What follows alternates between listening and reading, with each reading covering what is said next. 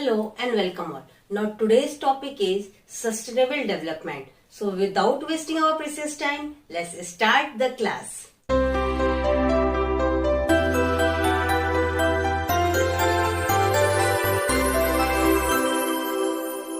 Sustainable development एक ऐसा term है जब प्रेजेंट जनरेशन नेचुरल रिसोर्सेज का, इन्वायरमेंट का इस तरीके से यूज करे, इस तरीके से उसका यूटिलाइजेशन करे कि आने वाली फ्यूचर जनरेशन को उसके लिए कंप्रेस ना होना पड़े, उसके लिए उसे कॉम्प्रोमाइज ना करना पड़े.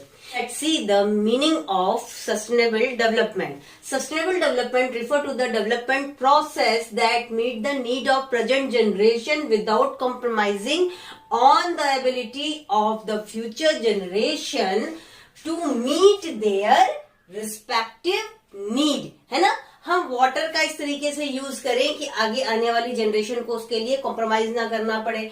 हम अपने सराउंडिंग्स को इस तरीके से सेफ रखें कि आगे आने वाली जनरेशन को उसके लिए कोई प्रॉब्लम ना हो. मीन्स कि हम ट्रीज को इतने अच्छे तरीके से यूटिलाइज करें कि आगे आने वाली जनरेशन को ऑक्सीजन की दिक्कत ना हो. यही पॉइंट हमारे जो एल्डर्स हैं सोचे होते तो आज दिल्ली में जो इस तरीके की प्रॉब्लम्स आ रही हैं, ऑक्सीजन की प्रॉब्लम आती है और देखो कितनी एयर पोल्यूटेंट्स हैं, है ना, इन सब की प्रॉब्लम आ रही है, वो प्रॉब्लम आज के डेट में नहीं होती. या फिर जो वाटर क्राइसिस चेन्नई में आ रही है ये प्रॉब्लम ना होती. तो बिल्कुल इसी तरीके से आगे आने वाली हमारी जो जनरेशन है, फ्यूचर की जनरेशन है, उसको ब्रॉडली ये सारी प्रॉब्लम न देखने को मिले.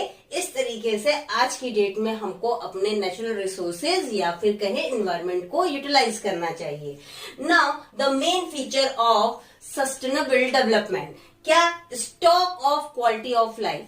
जो क्वालिटी ऑफ लाइफ है ना उसकी स्टॉकिंग करें, उसको हम इन्वेंट्री करें, इकट्ठा करके चले. क्यों? ताकि हमारे आने वाली जो जनरेशन है उसको वो मिल सके. जैसे हमको अपने पेरेंट्स से क्या मिलता है, जमीन जायदाद ये सब मिलता है, बिल्कुल उसी तरीके से हमको अपने पेरेंट्स से एनवायरनमेंट मिले, एक सेफ लाइफ मिले, एक नेचुरल रिसोर्सेज मिले. ठीक, balance between economic growth with environmental preservation.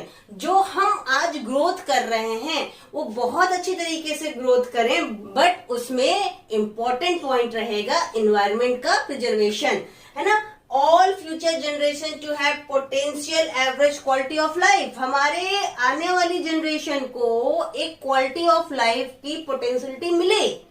और वो कैसे मिलेगी? जब हम नेचुरल रिसोर्सेज का एक प्रॉपर यूटिलाइजेशन करेंगे. तो उसका क्या एम होना चाहिए? उसका एम होना चाहिए सस्टेनेबल एंड इक्विटेबल जो यूज ऑफ रिसोर्सेज है to meet the need the present and future generation without damage to environment.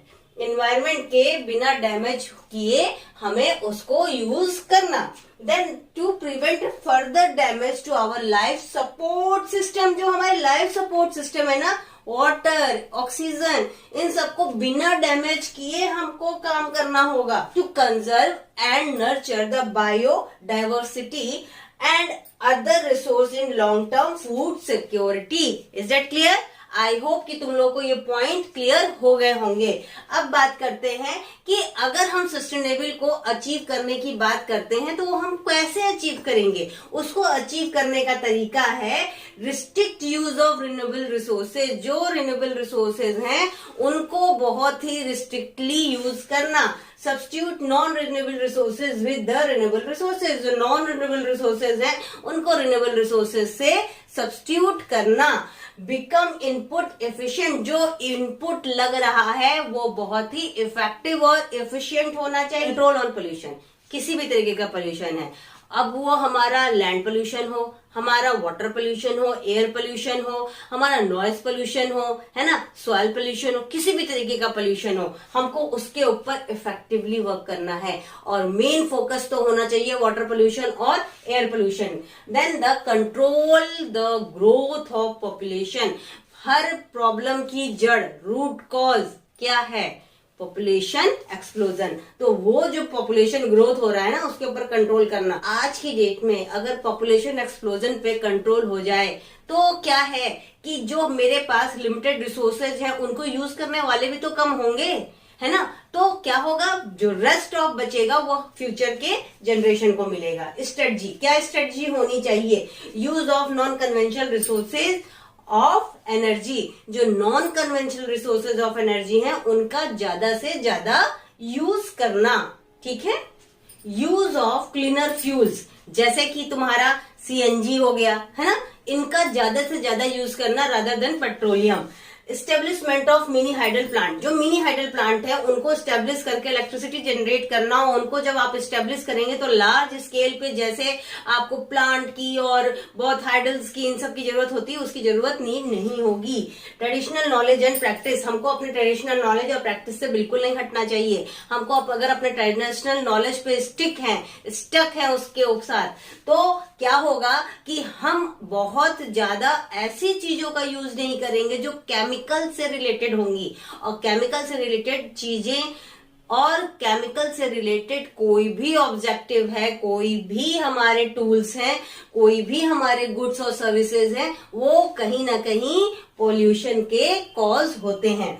फिर बात करेंगे यूज ऑफ बायो कंपोस्ट। जो बायो कंपोस्ट है अगर उसका यूज करेंगे तो क्या होगा, एयर पोल्यूशन होने के चांसेस बहुत कम हो जाएंगे और कहीं ना कहीं ह्यूमन को भी हार्म अपने बॉडी पे कम से कम होगा। फिर है कंट्रोल ऑन बायोपेस्ट। जो बायोपेस्ट है उसका कंट्रोल करना। जो फर्स्ट लेयर ऑफ सॉइल है उसकी फर्टिलिटी कहीं ना कहीं बहुत इफेक्ट करती है और बायोपेस्ट का ह्यूमन बॉडी पे भी बहुत ज्यादा इफेक्ट आता है। Now the last point is change in unsustainable pattern of consumption and production. I hope तुम लोगों को सस्टेनेबल डेवलपमेंट समझ में आ गया होगा। और एक बात को हमेशा ध्यान रखना, strategy for sustainable development is very important point for your examination. Most probably इस पे क्वेश्चन आना ही आना होता है। All the best, take care and don't forget to like, share, subscribe my channel, that is the किसिका studies.